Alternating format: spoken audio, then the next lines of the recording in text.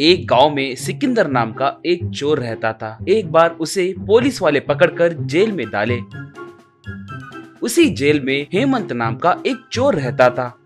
एक दिन वे दोनों दीवार के पास पौधों को पानी दे रहे थे कि इतने में दीवार के बाहर से एक आदमी एक छोटी सी थैली के साथ पहुंचा। हेमंत भैया कहाँ हो? कहकर धीरे से पूछा। हाँ यहीं पर हूँ, फेंको फेंको जल्दी से फेंको। तब वो आदमी उस थैली को दीवार के दूसरी तरफ फेंका। वो सीधे उन दोनों के पास आकर गिरी। हेमंत थैली को लेकर उसे खोला और उसमें से एक बोतल को बाहर निकाला।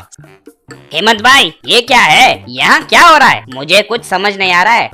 कुछ नहीं रे, मैं अब ये जेल से भागने वाला हूँ, वो भी इस दवाई की मदद से। ये दवाई अपने देश के एक बड़े वैज्ञानिक के लैब से मेरे आदमी चोरी करके लाए हैं। इसे पैरों पे मालिश किए तो थोड़ी देर के बाद पैर लंबे होंगे। ओह, ऐसा क्या? आहा, क्या दिमाग है भाई आपका। नमस्ते जेलर जी। हेमंत पीछे मुड़कर देखा, बस सिकंदर बकेट से उसके सर पे दे मारा और हेमंत बेहोश होकर गिर गया। सिकंदर बिना देरी किए उस दवाई को अपने पैरों पे अच्छे से मालिश किया और उसके पैर लंबे बन गए। ऐसे वो बहुत आसानी से दीवार कूदकर बाहर आ गया।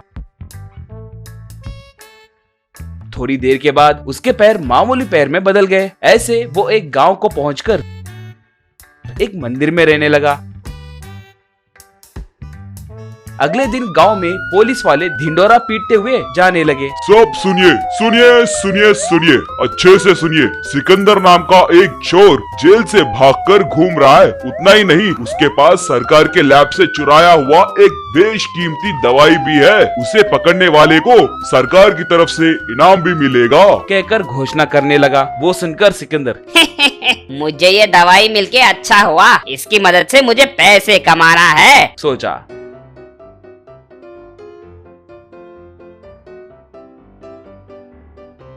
अगले दिन वो गांव के बाहर आकर पैरों पे दवाई लगाया। उसके पैर लंबे हुए और उसका कद भी बढ़ा। तभी वहां से एक हेलीकॉप्टर गुजरने लगी। वो तुरंत उसे पकड़ लिया और उसमें से पैसे चुराकर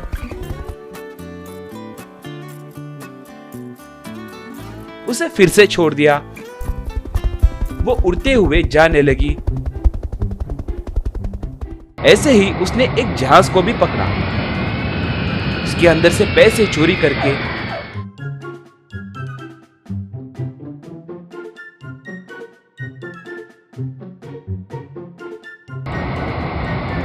से भी छोड़ दिया। उन पैसों से वो एक बड़ा सा घर और कार खरीदा। भेष बदलकर अच्छे से फिरने लगा।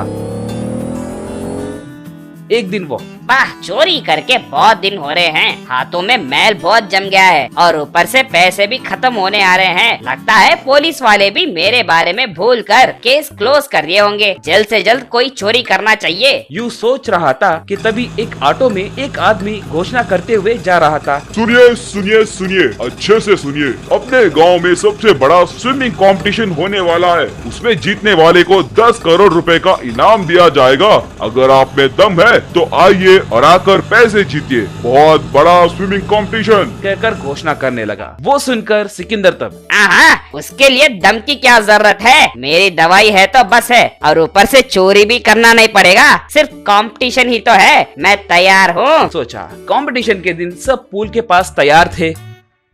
रेफरी के विजिल मारते ही सब पानी में कूदकर तेजी से तैराकी करने लगे। मगर सिकंदर बिना कूदे दवाई निकालकर अपने पैरों पे लगाया। बस उसके पैर लंबे हो गए। तब वो पानी में चलने लगा। तैराकी करने वालों को पार करके आगे बढ़ा। बाकी के लोग बहुत तेजी से तैराकी करने पर भी उस तक पहुंच नहीं पाए।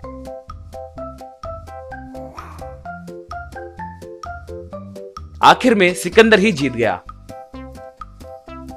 सिकंदर खुशी से नाचते हुए हे मैं जीत गया, मैं ही जीत गया। दो मुझे मेरे 10 करोड़ दे दो।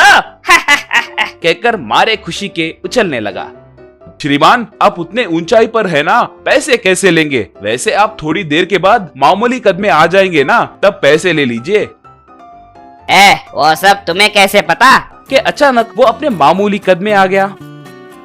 ये सब मुझे कैसे पता है मैं बाद में बोलूंगा, मगर पहले मैं कौन हूँ ये तुम्हें पता चलना चाहिए ना। मैं पुलिस ऑफिसर हूँ रे, और ये सब पुलिस वाले हैं। तुम सिकंदर ही हो ना? तुम जब जहाज को चोरी किए थे तभी तुम यहीं पर हो कहकर हमें पता लग गया था। तुम्हें पकड़ने के लिए ही रे इस कंपटीशन का आयोजन किए, कमीने कहीं के। वो सिकंदर को पकड़कर फिर से जेल में डाले।